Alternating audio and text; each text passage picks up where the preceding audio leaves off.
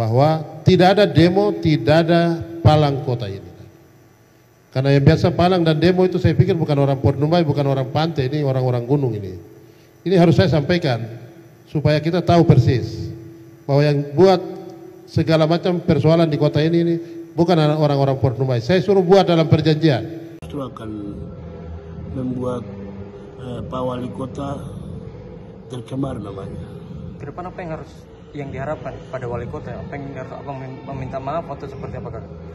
Ya, saya harap untuk Pak Wali Kota bisa minta maaf karena pernyataannya tidak sesuai. Di Jayapura sini banyak kok orang non Papua juga aksi, para pengemudi angkutan umum yang sedang menuntut hak mereka atas hadirnya online. Juga para honorer yang menuntut hak mereka itu multi etnis yang mengaksi. Dan lebih khusus orang Port Numbai juga aksi begitu. Terus apa maksudnya beliau kemudian menggunakan orang gunung? Ada emosi tersendiri ya dengan orang gunung. Saya mohon untuk Pak Wali Kota mohon menyatakan permohonan maaf secara terbuka dan itu bagian dari sanksi kode etik maupun tindakan maladministrasi yang dilakukan secara terbuka. Dan ini saya harap untuk Ombudsman Republik Indonesia maupun juga Komnas HAM Republik Indonesia yang ada di wilayah Papua untuk mengawasi agar beliau bisa menyatakan permohonan maaf secara terbuka. Karena beliau adalah negara, representasi negara, bukan suku di sini. Jadi sebagai representasi negara tentunya harus profesional, mengikuti asas umum pemerintahan yang baik. Begitu. Jabatan Wali Kota Jayapura itu milik orang Port Numbai. Harus orang Port Numbai. Setelah Pak BTM 2 periode, sekarang beliau maju gubernur tertunda, mudah-mudahan Pak besok jadi gubernur. Kalau Hondo bicara itu biasa langit dan bumi tengah.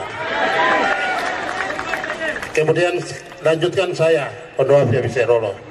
Dan yang selanjutnya juga harus orang Port Numbai. Kalau wakil silakan saja. Semua warga negara yang ada di kota ini, siapa yang mau maju wakil silakan. Kalau untuk pilih orang Port Numbai harus maju wali kota tidak ada undang-undang, tapi ada dalam hati dan pikiran Bapak Ibu dan saudara semua yang ada di kota ini. Untuk memberikan haknya kepada anak-anak negeri untuk memimpin negerinya sendiri.